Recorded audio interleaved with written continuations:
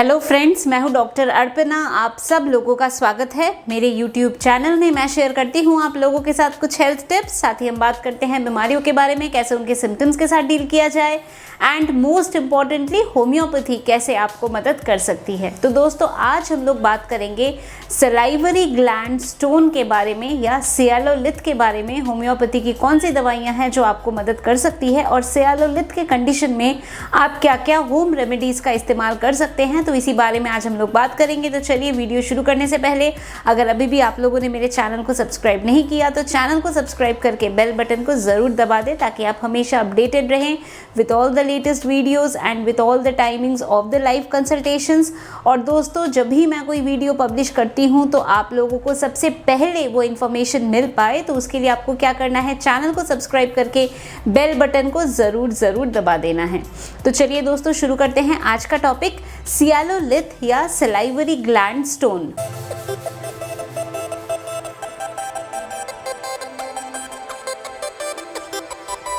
तो दोस्तों, सियालोलिथ या सलाइवरी ग्लैंड स्टोन, तो ये क्यों होता है, क्या इसके सिम्टम्स होते हैं और हमें क्या करना चाहिए, तो ये समझने के लिए सबसे पहले हम समझते हैं कि सलाइवरी ग्लैंड ये क्या होता है या इसका क्या फंक्शन होता है। तो हमारे बॉडी में सलाइवरी ग्लैंड्स होते हैं जो कि सलाइवा प्रोड्यूस करते हैं, यानी कि जो थूक प्रोड्यूस करते हैं। और सलाइवरी ग्लैंड्स मुख्य रूप से एक यहाँ पे होता है जिसको हम पैरोटिड ग्लैंड बोलते हैं, फिर इधर जिसको हम सब मैंडिबुलर कहते हैं, और फिर सब लिंगुअल भी होते हैं। ज़्यादातर जो सलाइवरी ग्लैंड स्टोन होते हैं वो सब मैंडिबुलर रीजन में होता है। इसके अलावा भी बहुत सारे छोटे छोटे और ग्लैंड्स, सलाइवरी ग्लैंड्स हमारे मुंह में रहते हैं, बट मुख्य रूप से ये तीन हमारे ग्लैंड्स होते हैं। अगर सलाइवरी ग्लैंड में कभी कोई इन्फेक्शन हो जाता है तो इसको हम कहते हैं साइलेडिनाइटिस, और अगर स्टोन हो गया तो हम इसको कहते हैं साइलोलिथ।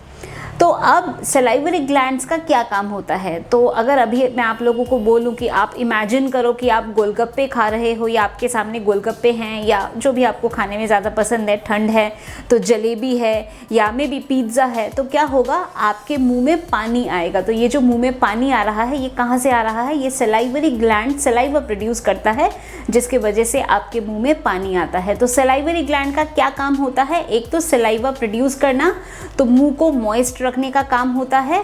दूसरा, ये डाइजेशन में मदद करता है। तो हमारा जो खाना पचता है या जो हम खाना खाते हैं, खाने का डाइजेशन है, वो हमारे माउथ यानी हमारे मुंह से ही शुरू हो जाता है। इसीलिए कहा जाता है कि खाने को बहुत अच्छे से च्यू करके, बहुत अच्छे से चबा के फिर खाना चाहिए, ताकि आपका डाइजेशन जो है वो मुंह में ही प्रॉपर्ली शुरू हो जाता है। और सलाइवा में सलाइवरी एंजाइम्स होते हैं जो हमारे डाइजेशन में मदद करता है। इसके साथ साथ जो आपका सलाइवा या थूक है, इसमें एंटी माइक्रोबियल प्रॉपर्टीज़ भी होती हैं।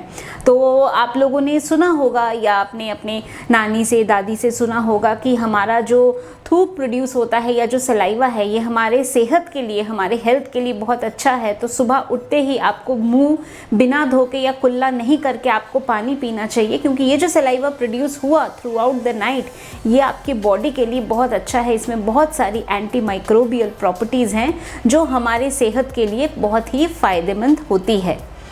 अब ये जो स्टोन है, ये आखिर बनता क्यों है या कैसे बनता है, तो बेसिकली क्या होता है कि हमारी जो सलाइवरी ग्लैंड है, ये सलाइवा प्रोड्यूस करती है, और कभी अगर इसमें कैल्कुला या स्टोन बन जाता है तो उसके वजह से सलाइवा प्रोड्यूस तो हुआ है पर आ नहीं पा रहा है। सलाइवरी ग्लैंड में सलाइवा प्रोड्यूस होता है, फिर वो छोटे छोटे पाइप्स या छोटे छोटे डक्ट्स के द्वारा वो आपके मुंह में आता है। अब ये डक्ट्स में अगर ब्लॉकेज हो जाए, कहीं पे रुकावट आ जाए, और वो कैसे हो सकता है, वो स्टोन से हो सकता है, तो फिर इस कंडीशन को हम कहते हैं सियालोलिथ या सलाइवरी ग्लैंड स्टोन। ज़्यादातर जो सलाइवरी ग्लैंड स्टोन है वो सब मैंडिबुलर रीजन में होता है या सब मैंडिबुलर ग्लैंड में होता है। ऐसा क्यों? क्योंकि यहाँ से जो आपका सलाइवा आपके माउथ में आता है तो उसको अगेंस्ट ग्रेविटी उसको ट्रैवल करना पड़ता है, और जो सलाइवा है वो भी थोड़ा सा थिक होता है। इसीलिए आपके इस ग्लैंड में जो स्टोन बनने की संभावना है वो सबसे ज़्यादा होती है। तो अगर स्टोन बन गया तो क्या करना चाहिए, एक तो आपको पानी अच्छे से पीना चाहिए, ताकि आपका जो सलाइवा है वो एकदम से ज़्यादा गाढ़ा या ज़्यादा थिक नहीं रहे। और आप पानी पिएंगे तो क्या होगा कि स्टोन अगर छोटा कैल्कुलाई है तो वो मूव भी हो जाता है। तो इसीलिए पानी पीना बहुत ज़्यादा आवश्यक है, बहुत ज़्यादा ज़रूरी है।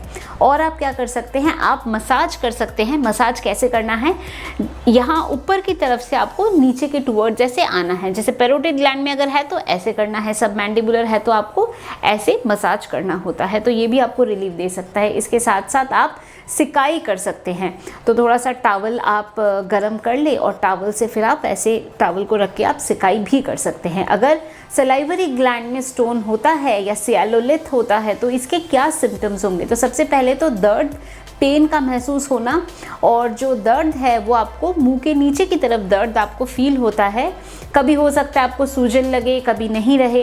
कभी अगर इसमें स्टोन के साथ साथ इन्फेक्शन भी हो जाता है तो क्या होगा, इन्फेक्शन होगा तो आपको जहाँ पे स्टोन है वहाँ पकड़ेंगे तो फिर गर्म लगेगा, वार्म फील होगा। और अगर इन्फेक्शन ज़्यादा है तो फीवर भी हो सकता है। तो इस प्रकार के भी सिम्टम्स हमें देखने को मिल सकते हैं। तो दर्द का महसूस होना ये एक फर्स्ट इंडिकेशन हो सकता है। सूजन हो सकता है, अगर इन्फेक्शन हो गया है तो उसमें फिर पस वगैरह पड़ जाए या वहाँ पे वार्मथ फील हो, रेडनेस का फील हो, ऐसी भी फीलिंग आपको या ऐसे जो सिम्टम्स है आपको देखने को मिल सकते हैं। तो दोस्तों, सलाइवरी ग्लैंड स्टोन ज़्यादातर मिडिल एजड मेल्स में ये प्रॉब्लम ज़्यादा देखी जाती है। और कुछ इसके रिस्क फैक्टर्स हो सकते हैं, यानी अगर आप बहुत ज़्यादा मेडिकेशंस या दवाइयों का इस्तेमाल करते हैं, स्पेशली अगर आप बहुत ज़्यादा एंटीहिस्टामिनिक दवाइयाँ या एलर्जी की दवाइयाँ बहुत ज़्यादा खाते हैं तो उस कारण से हो सकता है ऐसा हो। अगर आपके थूक में कैल्शियम की मात्रा ज़्यादा हो, हाइपर पैराथायरॉयडिज्म में, तो फिर ऐसा हो सकता है, कैल्शियम की मात्रा ज़्यादा होगी तो क्या होगा कि स्टोन बनने की जो टेंडेंसी है वो बॉडी में ज़्यादा हो सकती है। इसके साथ साथ अगर डिहाइड्रेशन हुआ है, यानी पानी आपने नहीं पिया है, पानी आप बहुत कम पी रहे हैं, तो ऐसे केस में भी आपको जो है सियालोलिथ होने की संभावना हो सकती है। तो दोस्तों, अब हम बात करते हैं कि होम्योपैथी में कौन सी दवाइयां हैं जो आपको मदद कर सकती है। दोस्तों, होम्योपैथिक मेडिसिन के बारे में बताने से पहले मैं आप लोगों को ये स्पष्ट करना चाहूँगी कि होम्योपैथी में जब हम आपको दवाइयाँ देते हैं तो वो एक इंडिविजुअलिस्टिक अप्रोच में होता है, यानी हम आपके पूरे केस को लेकर, आपको क्या क्या समस्या है, कब से आपको प्रॉब्लम हुई है, अगर आपके मेंटल जनरल्स मिलते हैं तो उनको भी हम कंसिडर करते हैं और एक होलिस्टिक वे में हमारी प्रिस्क्रिप्शन होती है। आपके जितने सिम्टम्स हैं उन सबको कंसिडर करते हुए, उन सबको ध्यान में रखते हुए हम दवा देते हैं। तो चलिए दोस्तों, अब हम बात करते हैं कि होम्योपैथी में कौन सी दवाइयाँ हैं जो आपको सियालोलिथ के कंडीशन में मदद कर सकती है। तो दोस्तों, हमारी सबसे पहली जो मेडिसिन है वो है मर्कसॉल। तो दोस्तों, मर्कसॉल मेडिसिन, अगर आपको राइट साइड में प्रॉब्लम हो रही है, हो सकता है पस बन रहा हो सकता है नहीं भी बन रहा हो, पर अगर राइट साइड की प्रॉब्लम हो तो मर्कसॉल एक बहुत अच्छी मेडिसिन है। मर्कसॉल में हम देखते हैं कि प्यास लगती रहती है, ऑल्दो मुंह सूखा हुआ नहीं होता। पेशेंट का अगर हम मुंह एग्जामिन करते हैं तो मुंह में मॉइस्चर होता है, पर प्यास तभी लगती रहती है, बहुत ज़्यादा प्यास लगती रहती है। राइट साइडेड कंप्लेन, जलन का महसूस होना, तो मर्कसॉल मेडिसिन अच्छा काम कर सकती है। नेक्स्ट हमारी मेडिसिन है हीपरसल्फ। हीपरसल्फ में हम क्या देखते हैं कि पेशेंट बहुत ज़्यादा ओवर सेंसिटिव होता है, यानी कहीं भी दरवाज़ा थोड़ा सा मान लीजिए खुला रह गया, वहाँ से हवा आ रही है तो उसको फील हो रहा है कि अरे हवा आ रही है, मुझे ठंड लग रही है। तो ऐसी ओवर सेंसिटिविटी होती है। गले में दर्द का महसूस होना, खाना निगलने में प्रॉब्लम होना, तो अगर ऐसी समस्या है तो हीपरसल्फ मेडिसिन आपको मदद कर सकती है। दोस्तों, नेक्स्ट हमारी मेडिसिन है Calcarea carb. Calcarea carb glandular swelling के लिए एक बहुत ही अच्छी मेडिसिन है।